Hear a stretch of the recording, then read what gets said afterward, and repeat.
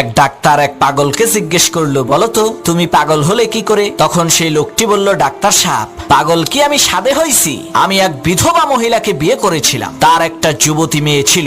সেই যুবতী মেয়েটিকে বিয়ে করলো আমারই নিজের বাবা। এতে করে আমার মেয়ে হয়ে গেল আমার মা, আর আমি হয়ে গেলাম আমার বাবার শ্বশুর। কিছুদিন পর আমার বাবার ঔরসে আমার মেয়ের ঘরে একটা কন্যা সন্তান জন্ম নিল। সে হয়ে গেল আমার বোন, আর আমি হইলাম তার নানির জামাই। আবার অন্য দিক দিয়ে সে হইল আমার নাতনি। কয়েকদিন পর আমার একটা পুত্র সন্তান জন্ম নিল, সে হইল আমার বাপের শালা। আর এই দিক দিয়ে আমি হইলাম আমার নিজের ঔরসজাত ছেলের ভাগিনা। লোকটির এই কথা শুনে ডাক্তার বলল, চুপ কর শালা, তুই তো আমারও পাগল বানায় ফেলাইলি।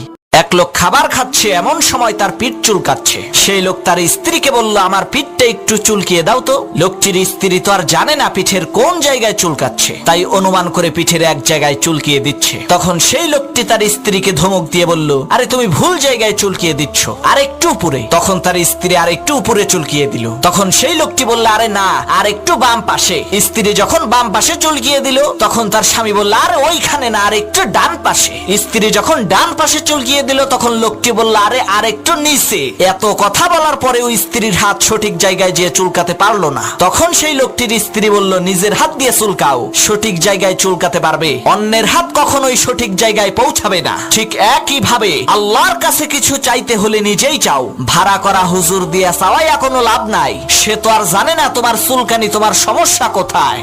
গরু কিন্তু দুধ দেয় না, আমরা জোর করে কেড়ে নেই। গাধাও বোঝা বহন করে না, আমরা জোর করে তার পিঠে চাপিয়ে দেই। আরে বনের বাঘও তো দুধ দেয়, সিংহেরও তো শক্তি আছে বোঝা বহন করার। কিন্তু বাঘের দুধ খাওয়ার, সিংহের পিঠে চড়ে ঘুরে বেড়ানো মানুষের সাধ্যের বাইরে। যেই বাঘ আর সিংহ কোনোদিন মানুষের উপকার করে নাই, যেই বাঘ সিংহের সামনে দাঁড়ালে মানুষ বিনা টিকিটে পরপারে চলে যায়, সেই বাঘ সিংহই হচ্ছে মানুষের চোখে হিরো। কাউকে সিংহ বললে সে খুশি হয়, আর সব সময় প্রতিনিয়ত যে গরু আর গাধা মানুষকে উপকার করে চলেছে, সেই গরু আর গাধা হচ্ছে মানুষের চোখে বোকার অবহেলার পাত্র। কাউকে গরু আর গাধা বললে সে ক্ষেপে যায়। ঠিক একই ভাবে আপনিও যদি ক্রমাগত মানুষের উপকারী করে যান, তাহলে আপনিও কিন্তু মানুষের চোখে গাধার পদমর্যাদায় ভূষিত হবেন। এজন্য নিজের সম্মান ঠিক রাখতে জীবনে একবার হলেও সিংহের মতো হন।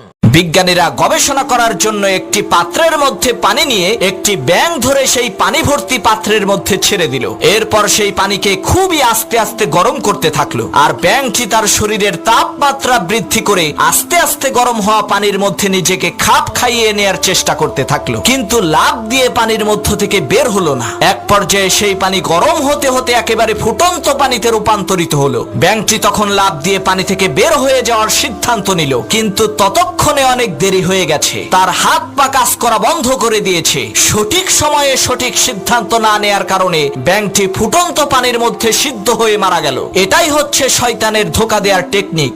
শয়তান আপনাকে আস্তে আস্তে অনেক সময় নিয়ে ধোঁকা দেবে, আর আপনি এক পর্যায়ে সেই ব্যাঙটির মতো শয়তানের জালে ফেসে